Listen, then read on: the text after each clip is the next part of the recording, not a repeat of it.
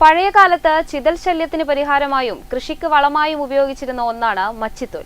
കണ്ടൽ സസ്യമായ മച്ചിത്തോൽ കുണിയൻ ഭാഗത്ത് വ്യാപകമായി കാണപ്പെടുന്നു.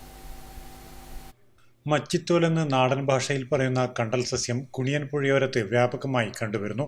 പുതിയ തലമുറയ്ക്ക് തീർത്തും അപരിചിതമാണ് ഈ കണ്ടൽ സസ്യത്തോട് തങ്ങളുടെ പൂർവികർക്കുള്ള അഭേദ്യമായ ബന്ധം. പഴയകാലത്ത് വീടിന്റെ മച്ചിന് ചിതൽ പിടിക്കാതിരിക്കാൻ ഈ സസ്യത്തിന്റെ ഇലകളാണ് ഉപയോഗിച്ചിരുന്നത്.